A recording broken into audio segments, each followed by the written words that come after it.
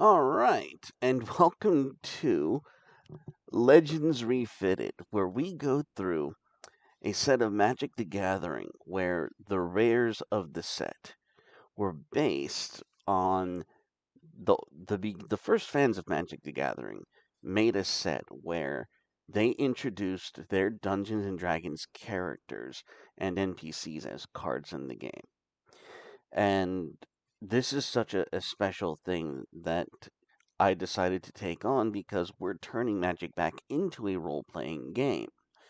And so I thought it would be neat to go through these cards and really flush them out, really give them some of their dignity back because it is not unknown that these cards suck. They're terrible cards. They're terrible Magic the Gathering. They cost too much. And if you go to the first video in this playlist and in this series, you will see why. Mana cost was not considered a factor at all in terms of role play, in terms of gameplay, in terms of table play. Uh, Mana cost just wasn't considered at all. They cost too much for what they do as a result. And so we're going to go back into the Legends set. Look at the Legends and say what would these look like reintroduced into a role-playing game made to accommodate Magic the Gathering, and can we give these cards their dignity back? And so we're going to go through this process. And what you see above you is the first of many. Barktooth Warbeard. He costs 4 Unstained Shade plus 1 Corruption and 2 Destruction.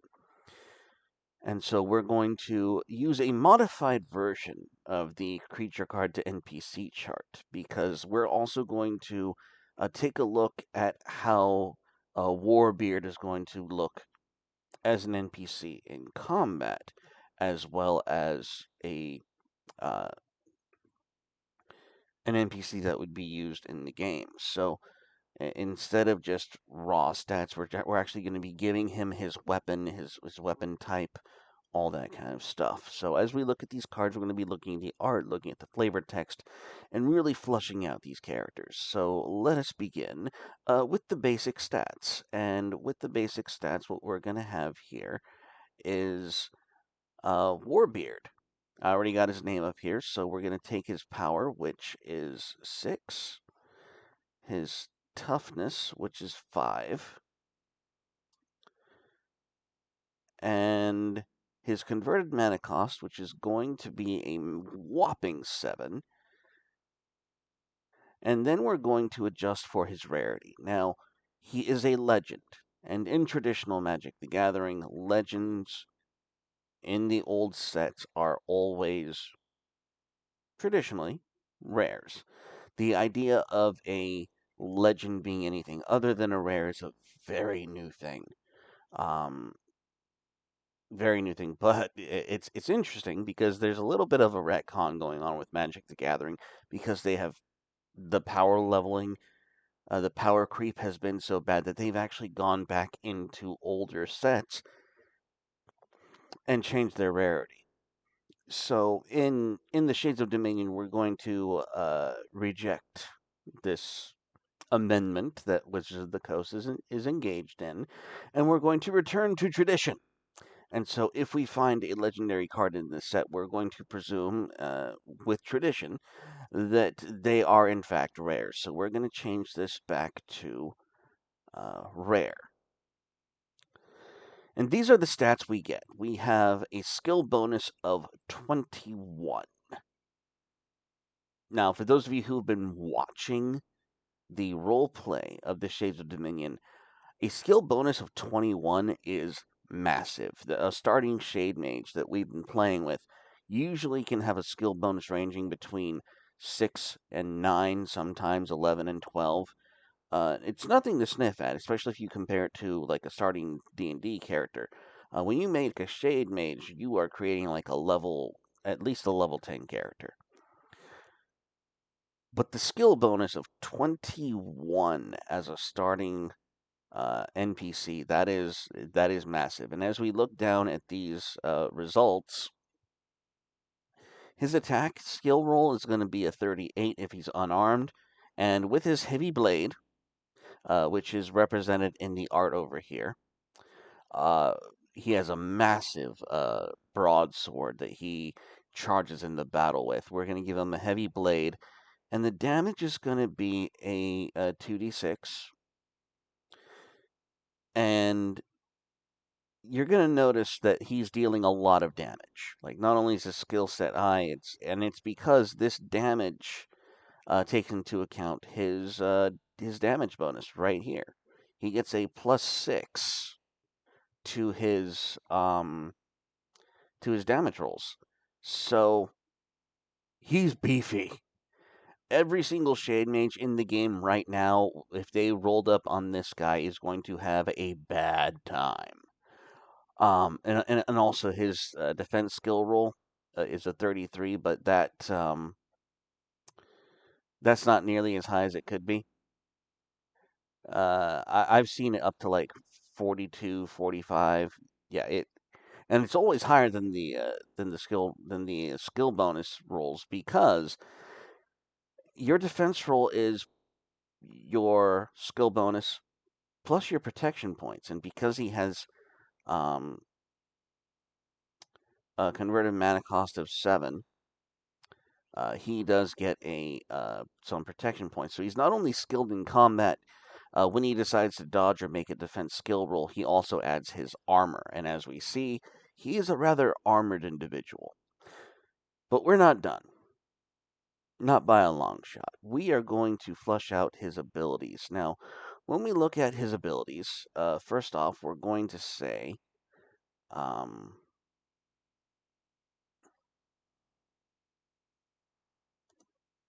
first, we're going to give him the characteristics that he obviously has. So he is corruption stained.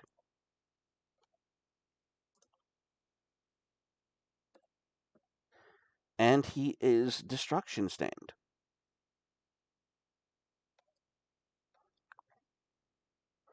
As an NPC, we are going to give him these attributes so that when you play him in the game, you realize what spells are going to have a certain effects on him because he is someone who, despite not being a Shade Mage himself, might very much have some affinity for some of the powers within the dominions, and that's something that needs to be reflected in this breakdown, in this refitting back into the roleplay game.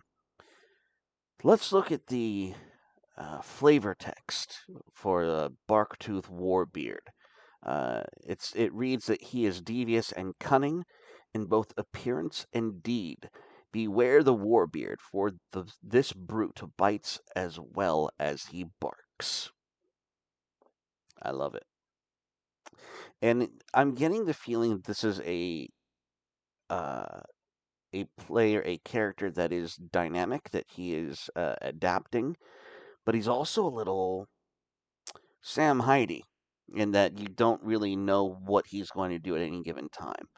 So we're going to give him an ability to represent his kind of wily nature. And we're going to represent this as the follows. Whenever Barktooth Warbeard enters a combat, roll 1d6. On a 1 to 2,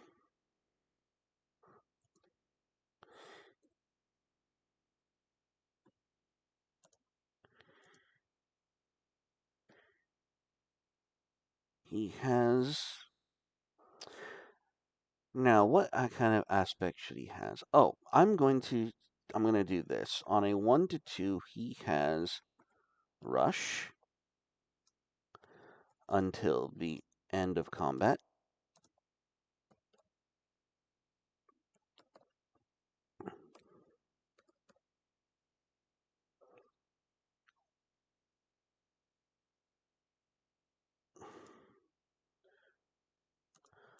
On a 3-2-4,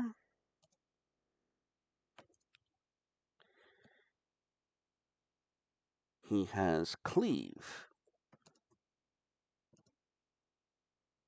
until the end of combat.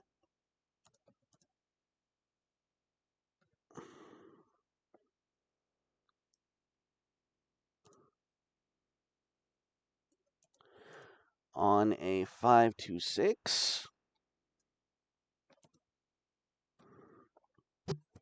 he has hatred until the end of combat.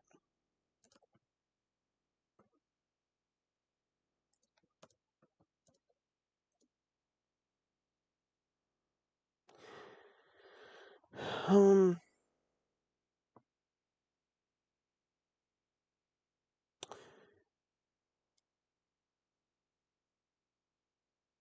I'm actually going to change this because we need something that is black. We need one thing that is black. So with Rush, he would never exhaust. He could always roll to defend himself. Cleave, he would be dealing mass damage. With Hatred, he would always be dealing excess damage. He would be in that Berserker rage. Um, but Hatred is still something on the destruction. We need to give him one thing that is black, and I think we're going to give him fright. So, and what fright does as an aspect is it would mean that he would have to be uh, engaged by two opponents rather than one, or the single combatant facing him would take on a stress counter, which would act as a debuff to their skill tests. So he would be terrifying um, to his opposition. On a 5-6, we're gonna say he has fright.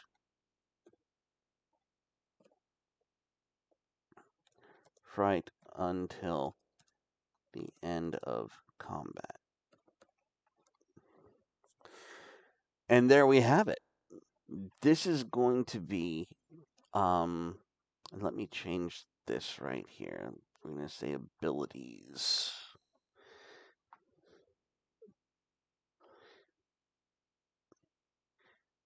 And I think we did pretty good with this one. Like, this is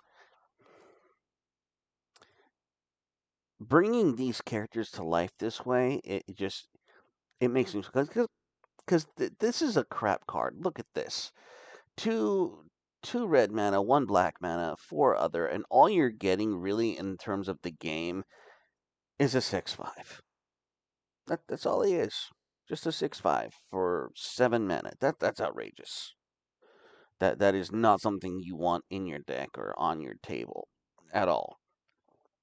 But when you bring him back into a roleplay setting, when you actually when you apply the law of common, when you give him the skill bonuses he deserves, when you when you add the damage that he deals, uh, his skill defense roll,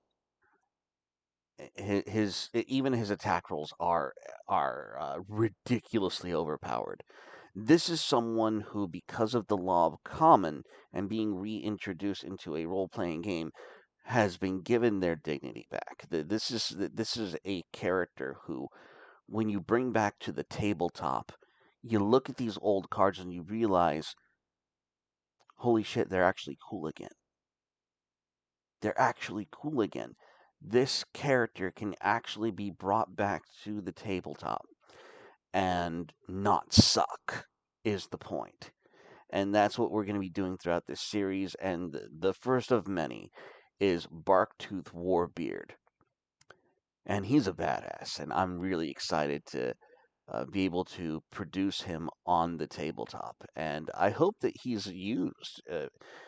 I want to use him in my campaign now. If I had Shade Mages who needed to be taught a lesson or be given a lesson in humility, I would definitely send Warbeard on their tails. And here's the thing about Warbeard. He's not a Shade Mage. This is a natural character. This is a natural NPC. And look at those wounds. 21 wounds. I just need to do a sidebar on this because we did the racist cards, and one of those cards was cleanse. And when I finally finished the template for cleanse, it came up to it cost 6 purity plus 6 uh, unstained or purity shade, a total of 12.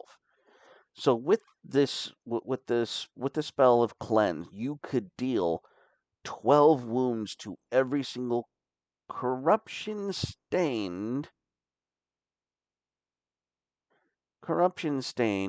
monster on the battlefield. This uh, cleanse would afflict Warbeard, but he would survive it. Warbeard would survive being cleansed, and that's pretty cool. That's pretty awesome, and no regrets. Like I'm not. I don't have to change either spell or this conversion to make the story work because the story still works. He's not completely a corruption stained NPC,